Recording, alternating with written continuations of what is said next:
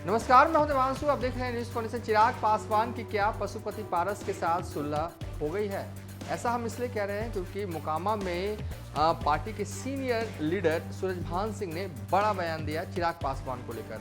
उन्होंने कहा कि चिराग पासवान जो है वो दलितों के बड़े नेता हैं। इससे पहले उनकी पार्टी यानी कहें कि पशुपति पारस की पार्टी के जो नेता हैं लगातार बस इतना ऐसा कह रहे हैं कि चिराग पासवान एनडीए में आए हैं, वो बीजेपी के लिए जिताने के लिए आए हैं, तो उनका स्वागत है।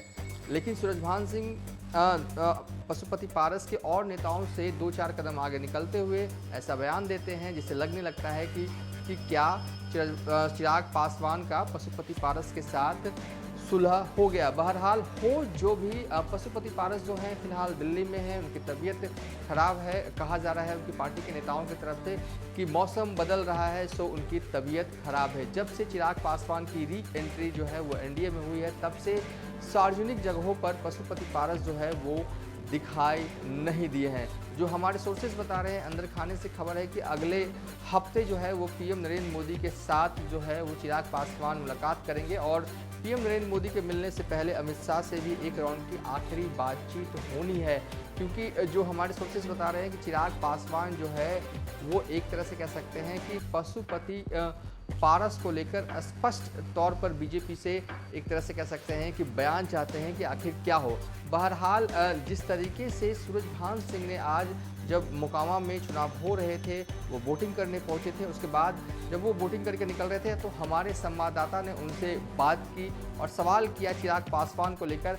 तो जवाब देते हुए उन्होंने कहा कि चिराग पासवान दलितों के बड़े नेता हैं। ये एक बड़ा संकेत था कि पशुपति पारस की पार्टी की तरफ से कि वो अब सरेंडर की भूमिका में आने को तैयार हैं चिराग पासवान के सामने।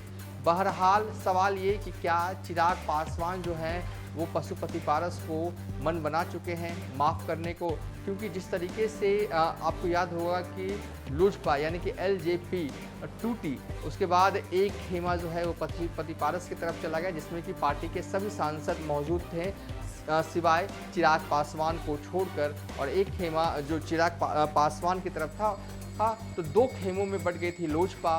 और अब जब बिहार में उपचुनाव आए, बीजेपी को लगा कि चिराग पासवान की ज़रूरत है और ख़ास करके मोकामा में, तो हर हाल में चिराग पासवान को चुनाव में एक तरह से कह सकते हैं बीजेपी की ज़रूरत थी और बीजेपी ने ऑफ़र दिया चिराग पासवान को, और ऑफ़र को एक तरह से चिराग पासवान ने कबूल करते हुए प्रचार भी किया मोकामा और गोपालगंज। लेकिन चिराग पासवान जो है वो पशुपति पारस को लेकर एक तरह से कह सकते हैं कि अभी भी पशुपेश में थे कि आखिर क्या कैसे होगा एनडीए में। चाचा और भतीजे एनडीए में दोनों साथ साथ रह सकते हैं। बहरहाल हो जो भी, लेकिन आज जिस तरीके से सूरजभान सिंह ने बयान दिया है कि दलितों के बड़े नेता हैं चिराग पासवान, उससे ये संकेत मिलते हुए दिख रहे हैं कि बदलते मौसम के साथ चाचा और भतीजे के रिश्तों में भी बदलाव आ सकता है। फिलहाल अभी तक तो इतना ही। आप देखते